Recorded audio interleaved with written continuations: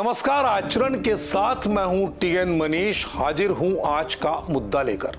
आज बात संसद के मानसून सत्र पर मचे बवाल पर, उठे सवाल और सियासी पलटवार पर। दरअसल 28 जुलाई 2025 सोमवार को संसद के मानसून सत्र के दौरान लोकसभा और राज्यसभा में ऑपरेशन सिंदूर पर एक विशेष चर्चा हुई। ये चर्चा पहलगाम आतंकवादी हमले और भारत की सैन्य कार्रवाई को लेकर थी, जिसमें सरकार ने ऑपरेशन की सफलता का दावा किया, जबकि विपक्ष ने कई तीखे सवाल उठाए। शुरू करते हैं परत दर परत इस अहम मुद्दे की पड़ताल। रक्षा मंत्री राजनाथ सिंह ने दावा किया कि ऑपरेशन सिंदूर के तहत 9 आतंकवादी ढांचों को निशाना बनाया गया और 100 से अधिक आतंकियों को मार गिराया गया। उन्होंने दावा किया कि कोई भारतीय सैनिक हताहत नहीं हुआ और ऑपरेशन को सैन्य लक्ष्य पूरा होने पर रोका गया, किसी दबाव में नहीं। विदेश मंत्री एस जयशंकर ने अंतर्राष्ट्रीय समर्थन का हवाला देते हुए कहा कि 193 संयुक्त राष्ट्र देशों में से केवल 3 ने ऑपरेशन का विरोध किया और यूएनएससी ने भारत के रुख का समर्थन किया।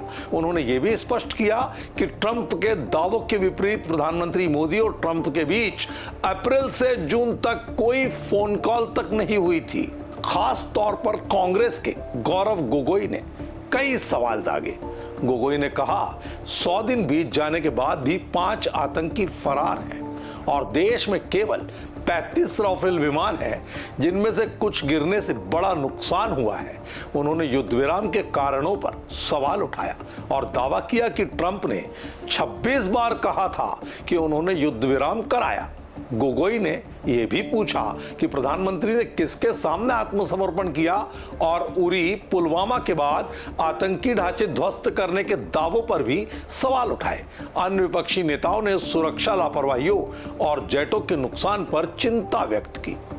28 जुलाई 2025 को संसद के मानसून सत्र के 6वें दिन लोकसभा और राज्यसभा में ऑपरेशन सिंदूर पर एक विशेष चर्चा हुई, जो पहलगाम आतंकी हमले और भारत की सैन्य कार्रवाई के संदर्भ में थी। ये चर्चा सरकार और विपक्ष के बीच तीखी बहस में तब्दील हो गई, जिसमें दोनों पक्षों ने अपने अपने तर्क और दलीलें पेश की। रक्षा मंत्री राजनाथ सिंह ने ऑपरेशन सिंदूर को एक निर्णायक कार्रवाई बताया।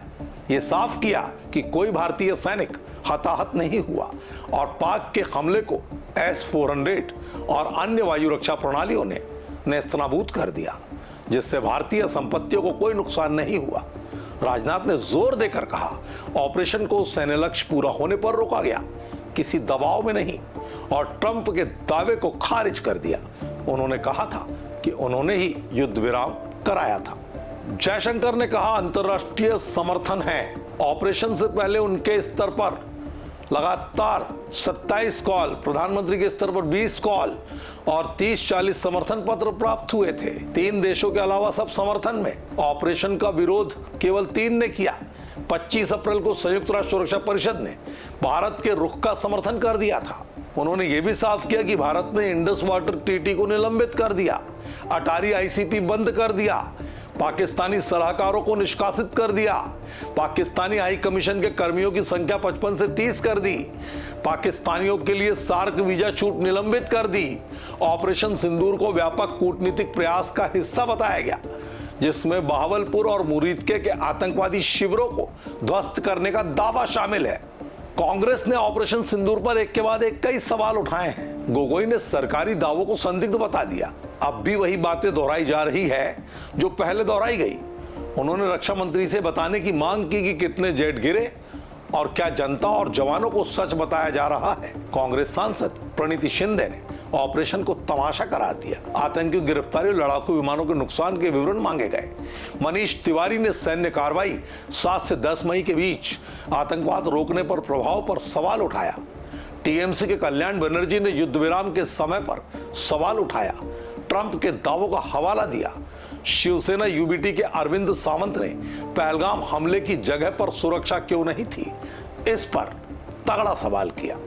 बीजेपी ने विपक्ष की आलोचनाओं का जोरदार जवाब दिया। वैजयंत पांडा ने कांग्रेस पर निशाना साधा और कहा कि विपक्ष सैनिकों की प्रशंसा करने के बजाय उनका मजाक उड़ा रहा है। अनुराग ठाकुर ने दावा किया, ऑपरेशन सिंदूर ने पाकिस्तान को भारी झटका दिया है। और रहीम खान एयरबेस 2 महीने से अधिक समय तक कार्यरत नहीं था। साथ ही राहुल गांधी पर निशाना साधा। लालन सिंह ने गौरव गोगोई को सैनिकों की प्रशंसा न करने के लिए आड़े हाथों लिया।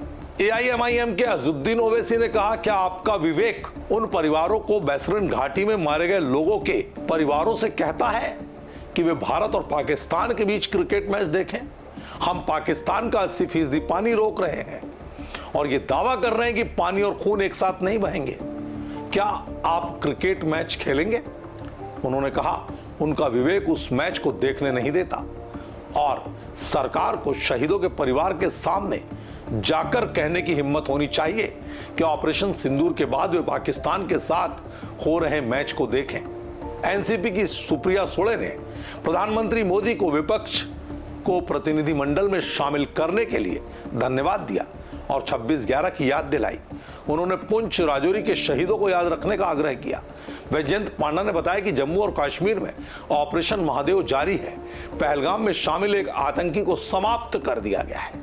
बहरहाल ये चर्चा संवेदनशील और विवादास्पद रही, जिसमें सरकार ने ऑपरेशन की सफलता और अंतर्राष्ट्रीय समर्थन पर जोर दिया, जबकि विपक्ष ने सुरक्षा लापरवाहियों, जेट के नुकसान और युद्ध विराम के कारणों पर सवाल उठाए।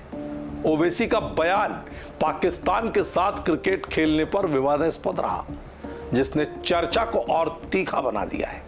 प्रधानमंत्री नरेंद्र मोदी ने विदेश मंत्री और रक्षा मंत्री के भाषणों की प्रशंसा की और कहा कि दुनिया भर में भारत के आतंकवाद विरोधी रुख को मान्यता मिली है।